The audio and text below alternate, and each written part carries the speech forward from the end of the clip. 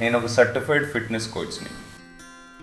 ఇన్నేళ్లుగా నేను చూస్తున్నాను జిమ్లో ఆడవాళ్ళు, నేను వేరే వాడితో పోల్చి చూసినా కూడా అక్కడ ఫీమేల్స్ అందరూ వెయిట్ ట్రైనింగ్ అవి బాగా చేస్తారు. అక్కడ వాళ్ళకి స్పోర్ట్స్లో మెడల్స్ కూడా బాగానే వస్తాయి. కానీ నేను ఎప్పుడైనా ఇక్కడ అడిగితే కొంచెం వెయిట్ ట్రైనింగ్ చేయండి అని వాళ్ళు వద్దు వద్దు మాకు ఏదైనా గ్రూప్ యాక్టివిటీ చేయించండి అంటారు.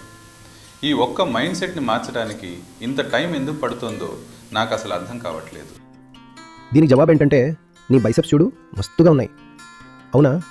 ఇంకా సరే, నీ అంత బైసెప్స్ వాళ్ళకి రాకపోవచ్చు, కానీ వాళ్ళకు కూడా బైసెప్స్ రావచ్చు, మంచిగానే రావచ్చు. సరే, ఇంకా ఒకవేళ వస్తే మాత్రం అప్పుడు ఆ బాయ్ ఫ్రెండ్ పరిస్థితి చూడాలి.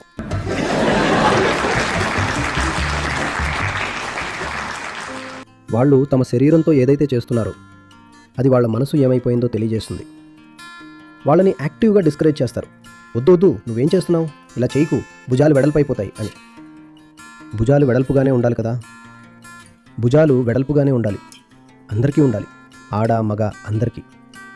అమ్మాయిలకి ఈ రోల్ ఇవ్వనే లేదు. అంటే తన శరీరం బలంగా ఉంటే తను కూడా ధైర్యంగా పోరాడగలదని, లేదా ఏదైనా బరువైన సామాను ఇటు అటు మోయగలదని. ఈ పనిని సమాజం వాళ్ళకి ఇవ్వనే లేదు.